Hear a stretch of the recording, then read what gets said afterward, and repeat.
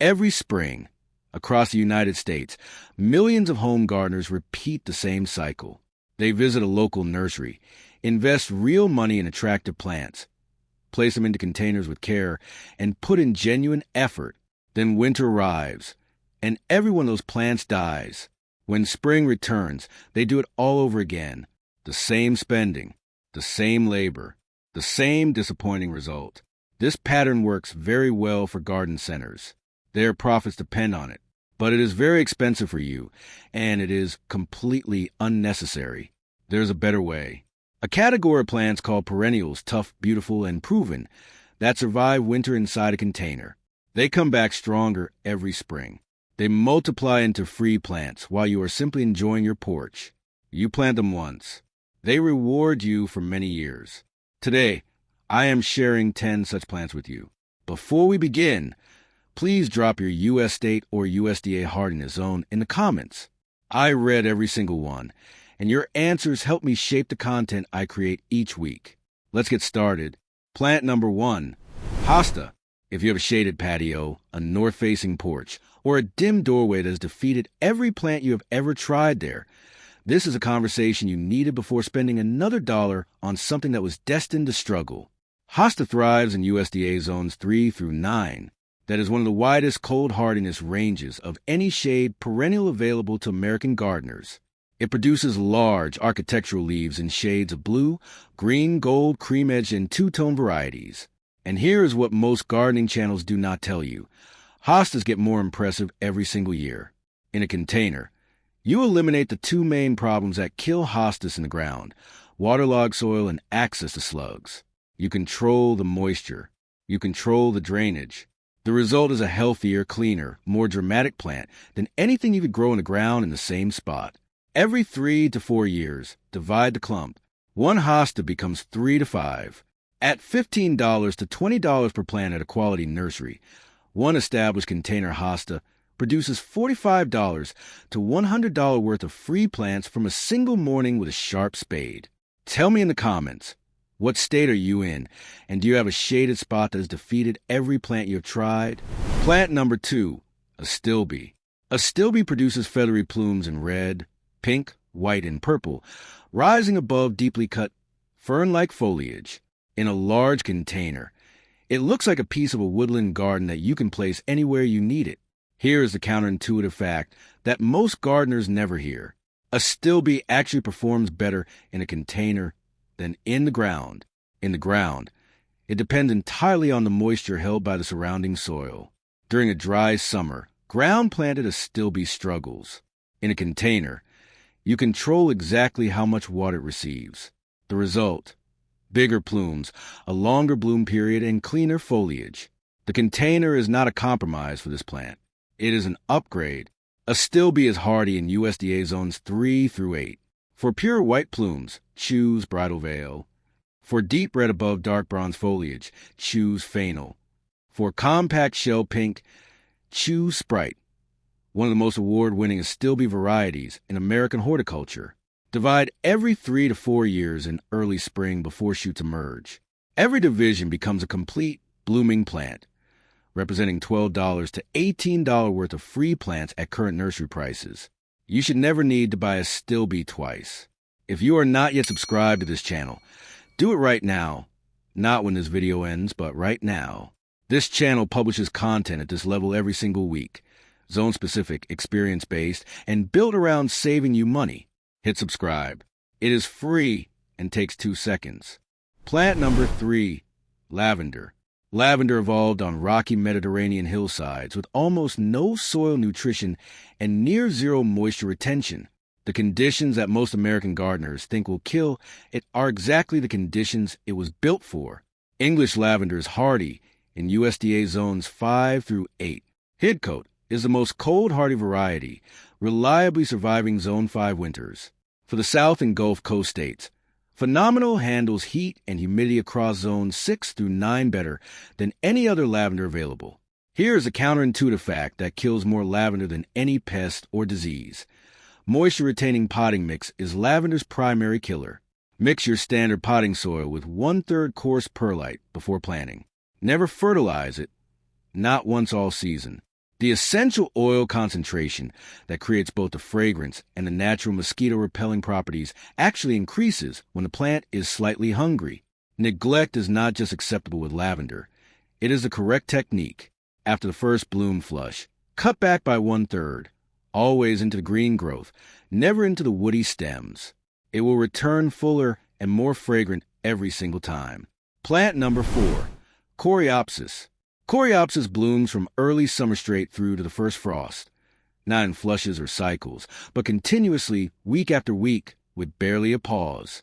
And it does this in poor soil, in drought, in heat, and in containers that other plants would have abandoned by July. Coreopsis is hardy in USDA zones 3 through 9. Moonbeam produces soft lemon yellow flowers on mounding foliage that stays compact and tidy in containers. Zagreb offers deeper golden yellow blooms with thread leaf foliage that catches the light beautifully. Both are proven performers across American growing zones. Here is the economic reality. Deadheading Coreopsis. Even just running your fingers to the plant twice a week doubles the number of flowers it produces over a season. That is the entire management strategy for one of the most continuously blooming perennials available to American container gardeners. 2 minutes per week gives you maximum color all season long. Plant number 5, Heuchera. Heuchera offers more foliage color range than most flowering plants. And that color is present from the moment the plant breaks dormancy in spring until hard frost in fall. You are not waiting for a bloom season. You have color in your containers from day one. Heuchera is hardy in USDA zones 4 through 9. Palace purple produces deep burgundy leaves that appear almost black in certain light. Lime Ricky delivers electric chartreuse that illuminates shady corners like no other plant can. Caramel produces warm amber orange tones that shift throughout the season, looking genuinely different every month from April through October. In zones 7 through 9, Heuchera stays evergreen, 12 months of container color from one plant that never needs replacing. At current nursery prices, one Heuchera that lives for a decade at $12 per plant costs you $1.20 per year. Every annual you buy instead costs you $12 per year, every single year. That math is not complicated. Hit the like button right now. Every like tells YouTube that this content is worth showing to gardeners across America who are spending $200 every spring on annuals they will replace again next April. One tap, that is all it takes. Plant number 6, Sedge Carex. Professional landscape designers who charge hundreds of dollars per hour reach for Carex constantly because it solves the problem that defeats every other container plant. It looks intentional and designed every single day of the year, including the days in January when everything around it has gone dormant and brown. Carex is hardy in USDA zones 5 through 9, depending on variety. Evergold produces vivid gold and green striped arching foliage that glows in shade. Bronze Beauty has deep amber tones that intensify in fall. Ice Dance features clean white edge green foliage that brightens any dark container arrangement. Carex does not go dormant. It does not die back. It does not need to be replaced. It just keeps growing quietly and steadily, becoming fuller and more beautiful every season. Divide every 2 to 3 years in early spring. Each division is a free plant. That is the entire maintenance requirement for a plant that earns its space 365 days a year. Plant number 7, Coneflower Echinacea. Coneflower is a native plant with medicinal history going back centuries. It blooms from June through September. The National Wildlife Federation documents it as one of the top 5 bird-feeding native plants in America, and it is completely indestructible in containers once established. Coneflower is hardy in USDA zones 3 through 9. Magnus produces larger flower heads than the wild species in rich purple. Hot Paprika delivers double orange-red flowers, the most dramatic modern variety available. Leave the seed heads standing through fall and winter. Goldfinches and chickadees will feed on them from October through February. Your container becomes a wildlife feeding station that costs nothing to maintain. Every 3 to 4 years, divide the clump. One plant becomes 8 to 10. Add $12 to $15 per plant at any nursery. That is $96 to $150 worth of free plants from a single morning with a garden fork. Plant number 8, agapanthus. This is a statement plant, the one that makes visitors stop and ask what is every single time. Tall, elegant stems are topped with spectacular globe-shaped clusters of tubular flowers in brilliant blue, violet, and white, in a large container. It is genuinely architectural. Agapanthus is hardy in USDA zones 7 through 11 when grown in the ground.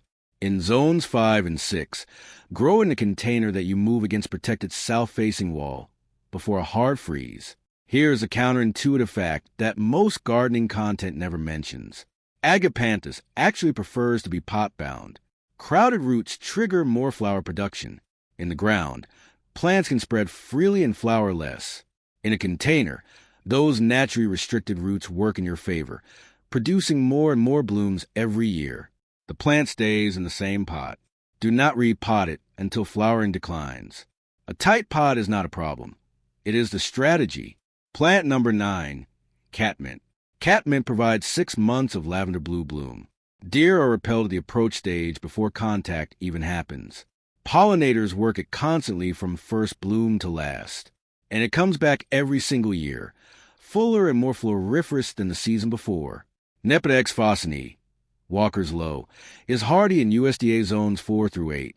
It is one of the most versatile and forgiving border and container plants available to American gardeners right now. After the first bloom flush, cut it back by half.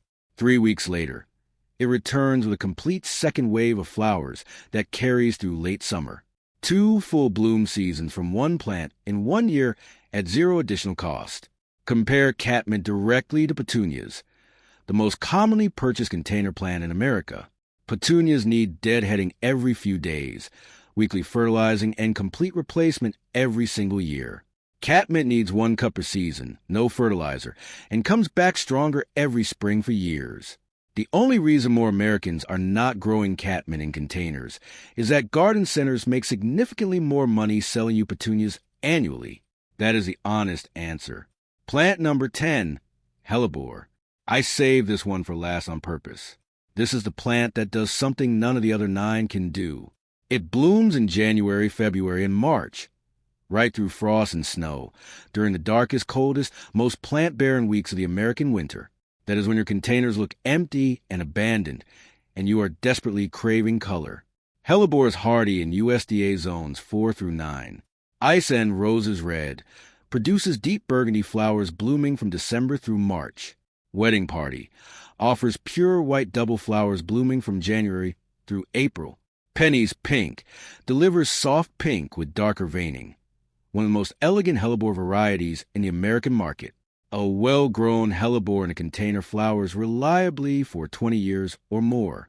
The investment you make this season is a planning decision that will still be rewarding you 2 decades from now. No other container plant on this list approaches that kind of long-term value. Plant it where you walk past every morning in late winter. That is when its payoff is most powerful. Conclusion. Here is the truth behind every plant on this list. The annual approach, buying, planting, losing, replacing, repeating, is not gardening. It is a subscription service to your local garden center. These 10 perennials cancel that subscription permanently. You plant them once. They come back. They multiply. They get better every season for many years. Subscribe right now if you have not already. Hit the bell icon. And drop 2 things in the comments before you go. What state or USDA hardiness zone are you gardening in? Which of these 10 perennials are you adding to your containers this season? I read every single comment. Your answers shape the next video directly. Now go fill those containers. And this time, do it for the last time.